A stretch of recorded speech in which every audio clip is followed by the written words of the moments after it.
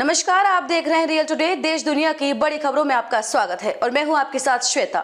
आज के मुख्य समाचारों में बात करेंगे, लेकिन मुख्य समाचारों की ओर बढ़ने से पहले एक नजर सुर्खियों पर। दिल्ली एनसीआर में ठंड कोहरे का डबल अटैक, 60 फ्लाइटें डाइवर्ट, ट्रेनों पर भी ब्रेक, पहाड़ों पर बारिश बर्फबारी का अनुमान।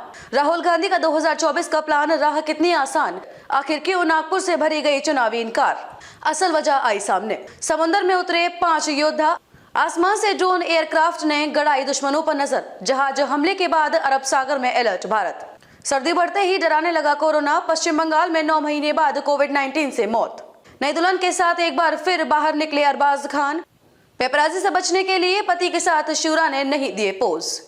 ये तो थी सुर्खियां, अब चलिए बढ़ते हैं खबरों की ओर। दिल्ली, पंजाब, हरियाणा, उत्तराखंड और उत्तर प्रदेश समेत पूरे भारत में भीषण ठंड और कोहरे का सितम जारी है। मौसम विभाग ने राजधानी दिल्ली में अगले 5 दिन तक घना कोहरा रहने की संभावना जताई है। इस दौरान न्यूनतम तापमान 8 डिग्री सेल्सियस तक रहने का अनुमान है। भीषण ठंड के चलते नोएडा समेत पूरे गौतम बुद्ध नगर जिले में 29 और 30 दिसंबर की छुट्टी की घोषणा कर दी गई है। घने कोहरे और कम विजिबिलिटी के चलते कई फ्लाइट्स डाइवर्ट की गई हैं और कई ट्रेनें भी प्रभावित हुई हैं। उत्तर भारत के कई हिस्सों में गुरुवार को दिन भर कोहरा छाया रहा। दिल्ली एनसीआर में गुरुवार रात सर्द हवाओं के साथ कई इलाके धुंध की चपेट में आ गए। कोहरे और कम विजिबिलिटी के गुरुवार को कई सड़क पर हादसे हुए। घने कोहरे के चलते गुरुवार को दिल्ली एयरपोर्ट पर आने वाली करीब 60 फ्लाइटों को डाइवर्ट किया गया। 134 फ्लाइट और 22 ट्रेनें लेट हुई। कांग्रेस ने स्थापना दिवस के दिन रैली के लिए नागपुर को चुना। यह शहर राष्ट्रीय स्वयंसेवक संघ आरएसएस का गढ़ कहा गया है।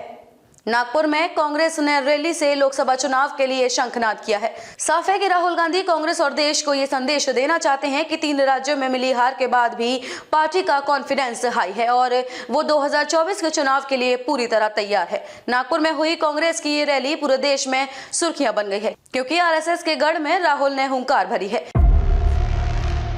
गाजा में इजराइल और हमास के बीच चल रही जंग रुकने का नाम नहीं ले रही है। इसी बीच ईरान समर्थित समूहों ने लाल सागर और अरब सागर से गुजरने वाली कमर्शियल जहाजों को निशाना बनाना भी शुरू कर दिया है। यही वजह है कि पश्चिम एशिया के समुद्रों में हलचल बढ़ गई है। हाल ही में भारत आ रहे जहाज को भी निशाना बनाया गया था, जिसके बाद भारतीय नौसेना अलर्ट मोड पर आ गई और अरब सागर में सिक्योरिटी बढ़ा दी।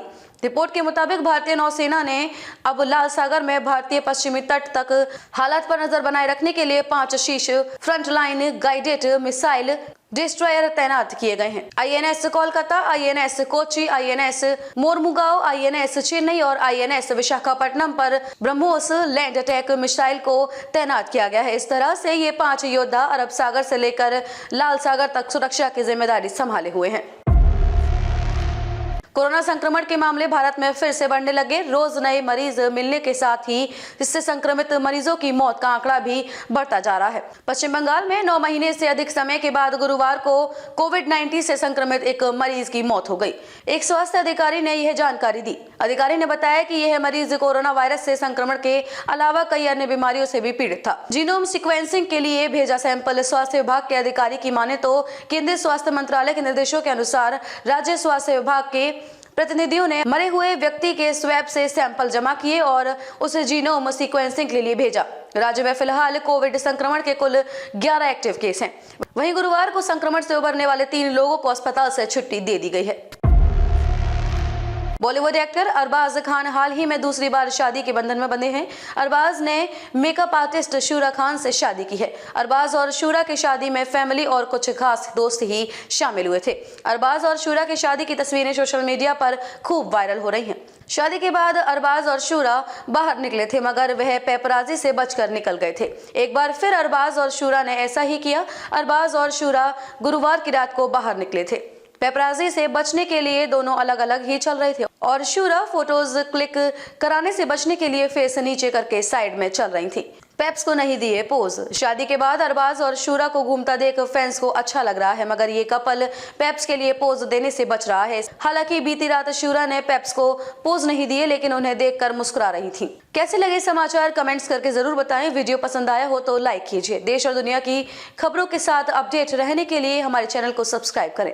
खबरों में अब तक के लिए बस इतना ही। फिर होगी आपसे मुलाकात ऐसे ही कुछ खास खबरों के साथ। तब तक के लिए नमस्कार और देखते रहिए रियल टुडे।